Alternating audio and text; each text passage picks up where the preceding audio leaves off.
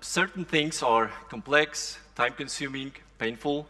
If you ever try to introduce any major change to a large-scale institution with hundreds or thousands of employees across hundreds of apps, you probably know what I'm talking about.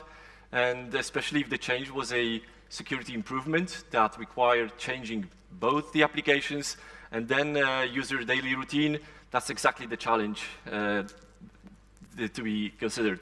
Good afternoon, everyone. My name is Marcin. This is Tomasz.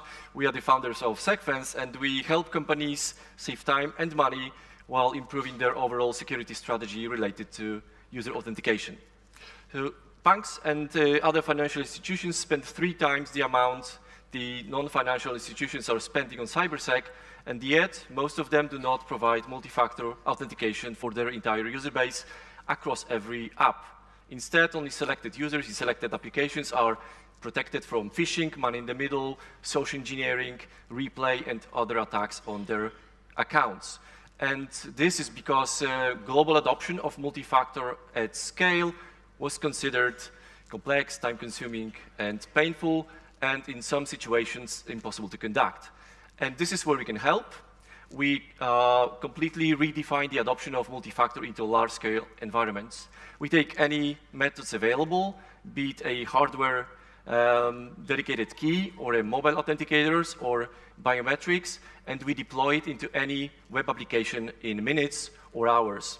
So there is no costly software development, no third-party code residing in your apps, no vendor logs.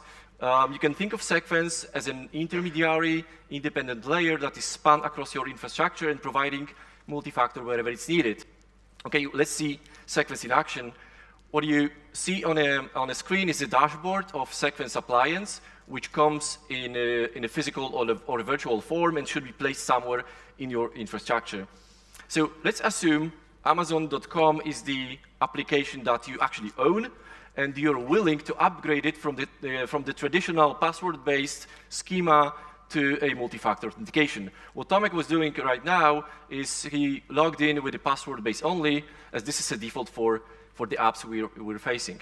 So there are 3 simple steps we need to conduct in order to make it work with Secfense without touching into any code of Amazon. So step 1 involves introducing this app into Secfense itself.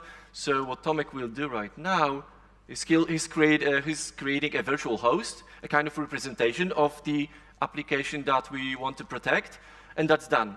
In step 2, we need to change the way traffic flows. It's a very straightforward process done by your network operators, usually in the form of changing a DNS entry or a firewall rule or a routing table. So we need to make the traffic flows between the users and the target app through Secfense, and that's done.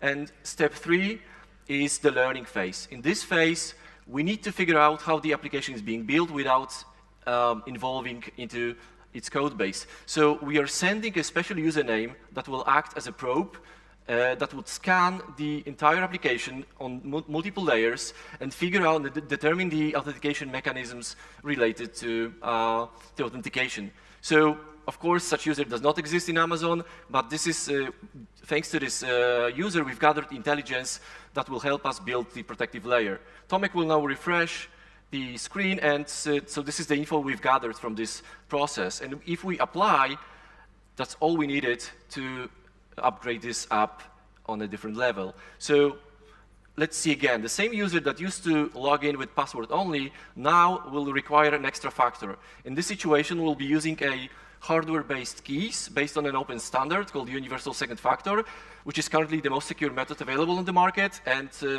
it's really loved by the users, and you will see why. So all I have to do as a user is I click register new key and tap the button. I think the adapter is not working.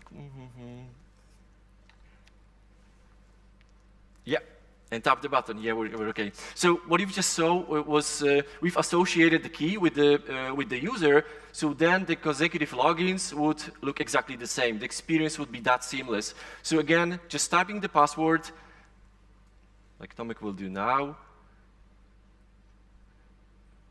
hit authenticate, and touch the button. So what you just saw was a complete upgrade of the applications that we did not control, obviously, and then user enrollment, and then consecutive logins. So once we have authentication, like multi-factor authentication in place, we can do even more. Let's assume this application has certain resources that you're willing to protect with even more care. So Tomek will go to orders, and again, with few clicks, we'd like to make this resource available under special circumstances. So Tomek will create a thing called micro-authorization, and after these few clicks, each time the user will try to access this resource, he will be requested to provide additional authentication. So you'll see that the resource that was available right now will require touching the key every time the user accesses it. So this way, you not only get reassured that there is this particular entitled user behind the keyboard, the user that you granted permission to, and not the malware-controlled machine, and not the session stolen by the bad guys. And on top of that, such events would be logged and can be examined for possible malicious usage. So we have a few more interesting scenarios to show, but unfortunately, we're running out of time. We're going to be at our booth for the next, I guess, an hour. So if you want us to show us this and tell us how we can protect your organization at a global scale, please join us at the booth. Thank you very much.